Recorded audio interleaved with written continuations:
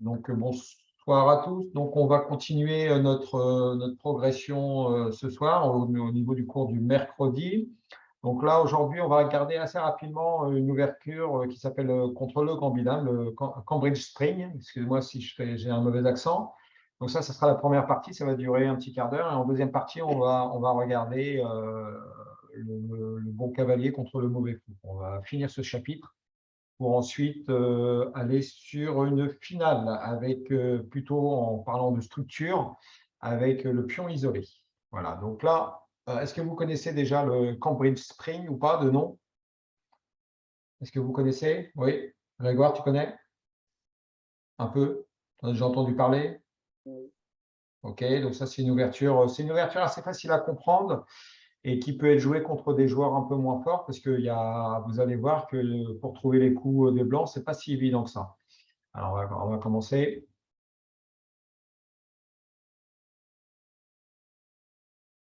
Je n'ai pas grand-chose à dire là-dessus. Donc, bien sûr, on peut le jouer dans différents ordres, hein. Donc, on peut imaginer cavalier F3, on joue cavalier F6, fait cavalier C3, on peut jouer C6, mais on peut éventuellement jouer ce genre de coup qui permet à arriver sur la variante qu'on veut voir. Alors, fou G5, cavalier BD7, E3. Et donc, l'idée de cette ouverture, c'est de jouer sur le clouage. On voit que le fou, il est parti de sa case de C1. Donc, c'est un fou qui ne peut plus défendre les cases noires sur le roc. Donc là, l'idée, c'est de mettre la dame en A5 et d'exécuter un clouage qui, pour l'instant, n'est pas encore gênant.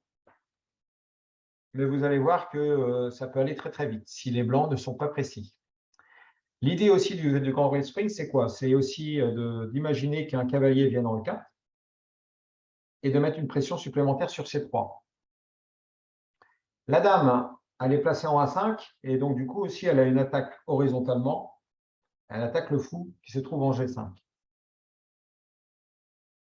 Ça veut dire que s'il y a un cavalier ici qui attaque le fou, si on prend en C4 à un moment donné et si le fou est placé là, on peut gagner une pièce. Donc en fait, ce mélange-là, c'est pour ça que c'est assez facile à comprendre et c'est une ouverture qui est quand même très intéressante côté noir, en fait, avec des bonnes variantes, c'est pas beaucoup théorique, et ça peut être une arme supplémentaire dans votre répertoire d'ouverture. Je pense que vous pouvez l'utiliser contre des joueurs moins forts,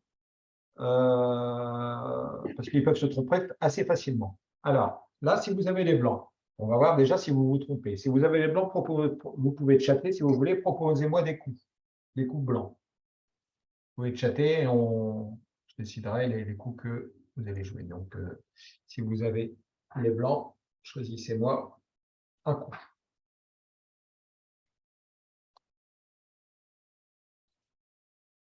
Oui. Donc là, avec Pierre, OK, ça c'est bon. Ça c'est bon. C'est pas mal aussi.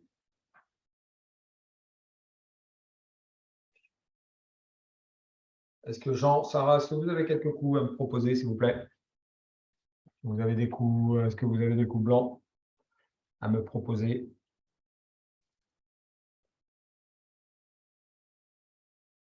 N'hésitez pas, hein, c'est pas très très grave, hein. Alain, qu'est-ce que tu jouerais ici? Je ne sais pas trop, parce que je regarde. C'est juste pour dire que c'est pas si évident de trouver les bons coups. Oui. Dame D2, non? Dame D2. Alors, cavalier C2 plutôt. Dame C2, Sarah, peut-être. Il y a un marqué, Véronique, tu as marqué un C, donc je ne sais pas trop c'est quoi. Hein, Sarah, c'est ça, c'est Dame C2? OK. Fou D3. Ou D3. Mm. OK. Alors, en fait, ceux qui connaissent un petit peu la théorie, en tout cas l'idée, ça a été dit, il n'y a que deux coups. Bon, il y a un coup qui est assez simple à trouver parce qu'il ne peut pas être mauvais. Bon, c'est quand même un échange, c'est ce coup-là. Mais en règle générale ici, on ne regardera pas cette variante aujourd'hui, mais on prend du cavalier. À partir de là, déjà, ça c'est. Est-ce que vous connaissez le coup de défense là, par exemple? Tu connais le coup de défense, voir? Ah, je t'entends pas. Tour C1. Ah non, c'est pas le bon coup, tour C1. Dame à 4. Non plus. Donc, ah oui, pardon. Donc, du coup, c'est pas Véro, c'est Noé qui est là. Ah, ok. Oui. Ok, ça va. Le dame D2. Ouais, voilà, on l'avait vu, je l'avais vu un peu Pierre. Le bon coup, c'est Dame D2. Vous voyez déjà, dans cette première variante, il faut que les blancs trouvent Dame D2. Mm. Qui n'est pas si évident, en fait. Hein, mais qui est beaucoup pour faire tour C1. Déjà, pour éviter le clouage. Et quand on veut faire fou B4, on se dit fou B4, qu'est-ce que la dame fait là? Mais c'est vraiment le bon coup et c'est le coup le plus solide chez les blancs, c'est le meilleur coup. Hein. On ne va pas regarder cette variante-là ce soir, on va juste regarder les mauvais coups. Donc, ça c'est le premier. Et le deuxième bon coup, qui n'est pas si évident que ça, c'est cavalier D2. Ça, c'est le coup le plus joué, c'est le meilleur coup. Alors, l'idée de cavalier D2, c'est quoi? Donc, c'est Pierre qui l'a proposé, je crois. C'est, voilà, je crois que c'est. Alors, Pierre, c'est quoi le cavalier D2, l'idée de cavalier D2? Défense E4. Oui, ok.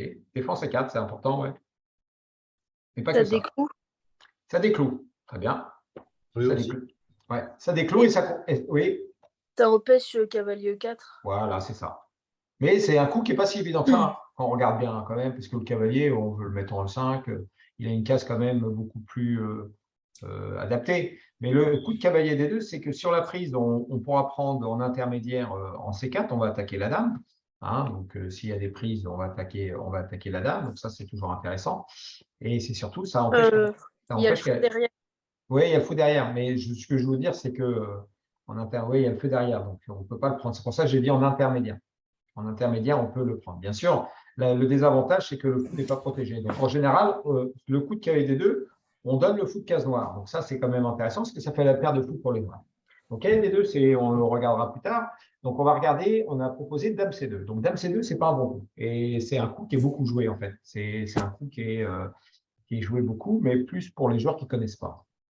Alors, sur Dame C2, on fait cavalier E4.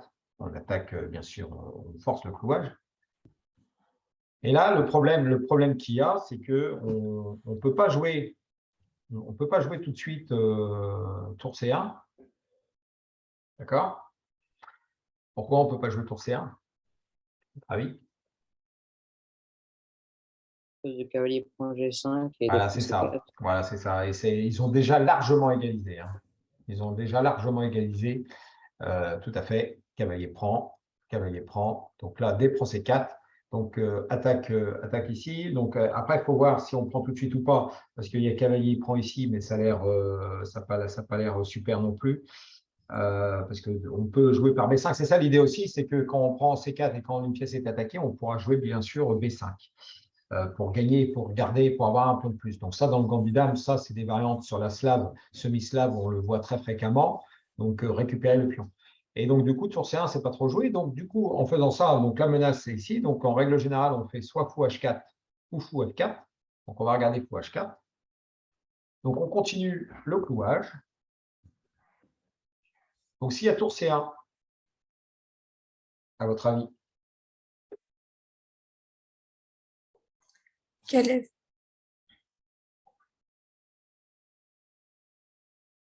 Dame prend A2. Oui. Dame prend A2, gagne un pion. Ça, c'est déjà... C'est déjà un pion de plus, donc c'est important, mais il faut savoir quand même, j'ai vérifié un petit peu avec l'ordi, des fois avec un pion de plus pour les noirs, comme il y a un petit manque de développement, des fois il donne un jeu égal, mais en pourcentage, les noirs gagnent largement avec le pion de plus. Hein. Ils ont quand même une statistique très forte. Hein.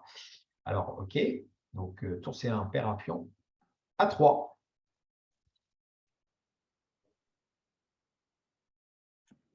Cavalier prend C3. Oui, bravo. Cavalier prend C3. Là, le problème, c'est que ça perd la partie, hein, parce que prise, il y a fou prend, on prend la tour. Hein, si prise ici, fou prend, on bouge et on gagne la tour derrière. OK, ça ne nous intéresse pas trop. En tout cas, c'est une partie gagnante. Et donc, du coup, sur cavalier prend C3, il fallait remarquer ça, c'est que la tour n'est pas protégée. Donc, c'est un problème.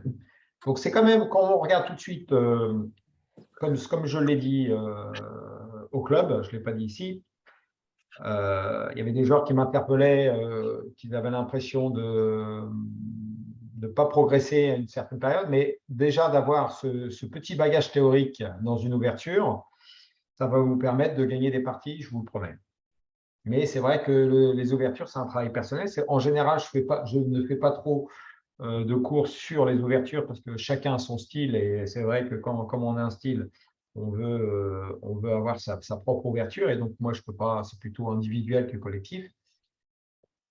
Je peux orienter, mais c'est vrai que je ne peux pas faire que des ouvertures. Donc, de temps en temps, j'en fais pour des ouvertures qui sont assez faciles à jouer. Et ça reste assez intéressant. Donc, on a bien vu que sur fou H4, ce n'est pas bon. Donc, sur fou F4, c'est la même chose. Fou B4, A3, cavalier, c'est la même variante. Hein, que le fou soit là ou là, c'est la même chose. Donc, sur cavalier E4, dame C2, cavalier E4, tour C1. Donc, ça, on l'a vu. Cavalier prend G5. On est d'accord. Donc, l'ordinateur ici, sur A3, cavalier prend C3, il propose dame B3. Voilà, pour récupérer comme ça. Mais il y a C5. Ou cavalier E2. Ça, c'est bien aussi. On fait fou 7, on a déroqué le roi, on est bien. Ça, c'est bon aussi. C'est un peu l'ordinateur. Hein. L'ordinateur propose un coup assez thématique, c'est C5. Donc ça, c'est un coup quand même qui est très important, c'est le C5. On le verra dans les variantes principales. Si vous voulez jouer avec les noirs, le coup C5 est tout à fait intéressant parce que ça va miner le centre ici. On peut faire des pions isolés. On peut faire un pion isolé, donc C5 est un coup thématique. OK, donc dame C2, on a vu que ce n'est pas bon, assez rapide. Hein. Il n'y a pas 36 variantes. Dame C2, ce n'est pas bon. Alors, on va regarder fou D3, ça a été dit. Fou D3. Du coup, vous connaissez des idées. Donc là, normalement, on doit essayer de trouver les coups.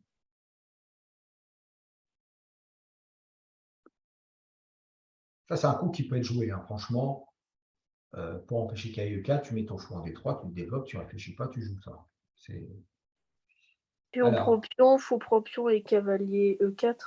D'accord, il y a mieux. Attention, hein, parce que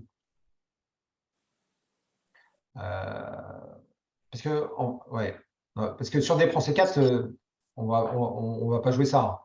Hein. On va pas jouer ça parce qu'on a un temps de plus. On a la même attaque, mais avec un temps de plus. Donc, c'est pas possible. Hein. C'est pas possible. En plus, le fou n'est pas protégé, mais on ne peut pas jouer ça. Donc, la variante principale, c'est fou prend. Bon, on joue ça d'abord. Qu'est-ce que vous jouez?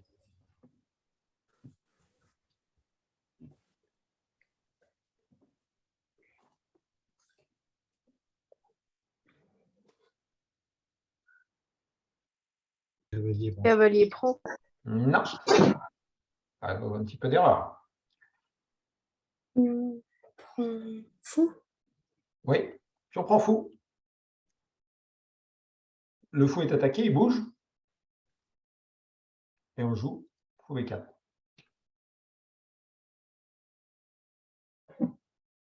Donc là, c'est une variante qu'il faut connaître. Parce que on ne peut pas jouer petit roc, on est d'accord, parce qu'il y a fou prend C3.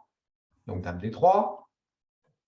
Et qui peut me trouver le coup qui donne un avantage pour les noirs sur du long terme. B6. Voilà, B6, c'est un coup thématique, bien, bravo. B6, c'est un coup thématique. C'est encore un coup thématique, c'est que le fou, dans le contre spring, peut venir en A6. Mais là, c'est un gros problème. Pourquoi? Parce que la dame va être attaquée et on va empêcher le roc. Donc, avantage noir. Avantage noir. Ça, il n'y a aucun problème. Ça, c'est avantage noir. Le roc va être compliqué. Il y a aussi des attaques sur C3. C'est pas possible. Donc là, on voit que c'est un gros problème. Donc, fou D3, on est bien d'accord, c'est pas le meilleur coup. On va regarder A3 tout de suite. Bon, des joueurs qui peuvent le jouer, il se dit, bon, il veut faire fou B4, bon, je joue à 3, après je vais faire mon fou en D3, je suis tranquille, il n'y aura pas fou B4. Donc, vous jouez quoi? Cavalier E4. Cavalier E4, on y va, c'est normal. Cavalier E4. Et là, on B4. Bon, c'est le plan de A3. Hein. Ah, fou prend. Voilà, fou prend. Et c'est encore une attaque directe. Fou prend, dame prend. Ce qui est intéressant, c'est attaquer 2 fois, protéger 0 fois, donc le cavalier est foutu. Abandon. Parce que là, on ne peut rien faire. Le cavalier va être attaqué 2 fois, on ne peut pas le protéger. Et en plus, il est cloué. Donc A3 n'est pas bon du tout. Ah, donc du coup, il nous reste plus grand-chose. Il nous reste quoi? A3, on a fait, fou D3. On a fait tour C1. On l'a fait tour C1, il me semble que oui. Oui, parce qu'on avait fait cavalier 4, donc tour C1, on l'a fait. Donc il reste le coup qui est assez égal, mais qui est par contre qui est théorique, qui a été joué quand même à haut niveau, c'est tout de suite fou prend F6. Bon. Mais on peut dire que les noirs, que les blancs concèdent la paire de fous, donnent le fou de case noire directement. Donc on va regarder, fou B4.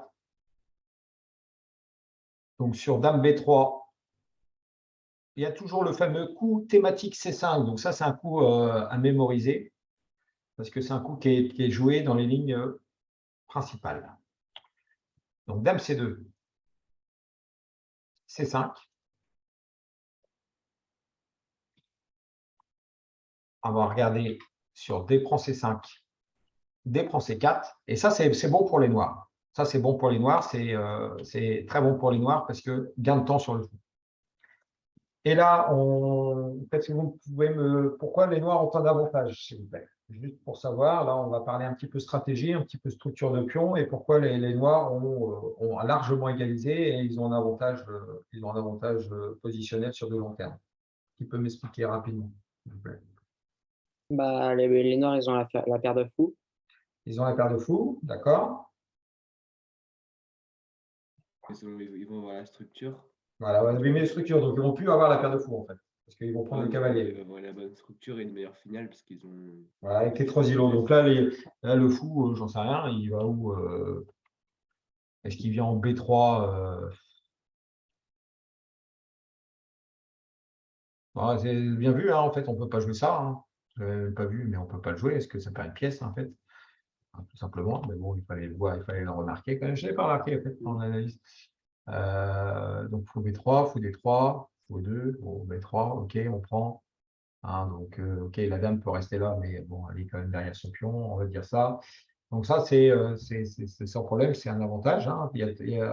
Donc, quand vous avez le gambit, mais surtout vous avez les noirs, il faut bien sûr jouer la finale, une finale supérieure, 3 îlots de pions, 1, 2, 3, pions isolés, une colonne semi-ouverte pour les noirs. Donc du coup, on va essayer d'attaquer ce pion C3 qui est une cible.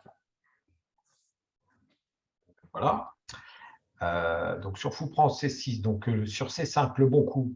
En tout cas, c'est pas C prend D5, c'est le bon coup. C'est C prend D5 plutôt, excusez-moi. On prend ici. On prend du pion, bien sûr, on peut peut-être prendre du cavalier également. Cavalier prend. Donc là, on arrive dans quelque chose qui est assez théorique, qui je crois, qui a été quand même joué à haut niveau. Il y a un pion de plus, mais avec une certaine compensation pour les blancs, mais il y a quand même un pion en moins, et sans les dames, c'est vrai que le cavalier, il est quand même très très fort en D5. Il contrôle C7, donc la tour ne pourra pas rentrer. Et donc, c'est quand même travaillé, c'est quand même une bonne variante pour les noirs. Voilà pour le Cambridge Spring sur la première partie. Donc, moi, je vous invite quand même à le jouer, à essayer de le jouer. Donc, bien sûr, on ne peut pas le jouer tout le temps, hein, on est d'accord, hein, parce que là, par exemple, cette formation-là, elle est quand même assez évidente à la faire, parce que c'est un peu la pyramide. Mais bien sûr, on peut jouer fou F4 ou on peut jouer par E3. Donc là, c'est plus du tout la même chose, mais ça reste le Méran, ça s'appelle. Ça reste quand même assez agréable à jouer, parce qu'à un moment donné, on va prendre, on va jouer à 6, on va jouer D5, on va jouer C5, et BD7. C'est assez facile à jouer, le Méran. C'est quand même des bonnes parties avec le Méran. Voilà. Donc, il y a eu 3 qu'il faut connaître. Il y a fou F4, qui est quand même aussi un coup important, et G3, qui est aussi un coup. Voilà. Par contre, j'ai vu des parties sur G3 avec D prend C4 à haut niveau, c'est quand même. C'est peut-être pas tout de suite. En tout cas, à un moment donné, qu'il y ait D7, fou G2, D prend C4, c'est quand même intéressant pour les noirs. C'est assez facile à comprendre pour les noirs quand même. Un bon blocage sur case blanche et ça va. Je trouve que ça va. Donc, on travaillera ces 3 variantes. La variante principale avec cavalier D2 et prise en D5 et on regardera E3, fou F4, G3 pour avoir un répertoire complet. Est-ce que ça vous va? Ça va? Alexandre, oui, Grégoire, toi, tu joues quoi sur le Gambinum? Vite fait, ou ta ligne, dis pas non plus ta ligne principale, mais tu joues. Je joue Est indienne. Tu joues l'Est indienne. Bon, bah, ok, donc c'est sûr que c'est pas du tout de ton répertoire, mais ça, c'est quelque chose que tu peux jouer de temps en temps si tu veux. Ça, c'est important d'avoir une deuxième ligne de temps en temps, parce que sur l'Est indienne, des fois. Des fois, c'est quand même c'est assez théorique et ça peut te permettre aussi de souffler un peu sur des parties peut-être contre des joueurs moins forts, c'est intéressant. Ok, donc ensuite, Noé, tu joues quoi? Tu joues des 5? L'Est indienne aussi. Ah, vous jouez de l'Est indienne, bien. Vous êtes joueur d'Est indienne, moi aussi je connais un peu l'Est indienne, c'est bien. Et donc du coup, ça peut être pour Jean. Jean, cette ouverture-là, tu peux commencer, tu peux t'en mettre une petite arme, hein, d'accord? Parce que ça peut être dans ton répertoire. Sarah également, hein, je pense que c'est important de jouer aussi ce genre de répertoire qui va vous apporter quelques points, hein. Je vous invite à jouer un peu ça sur Internet. Voilà pour la première partie.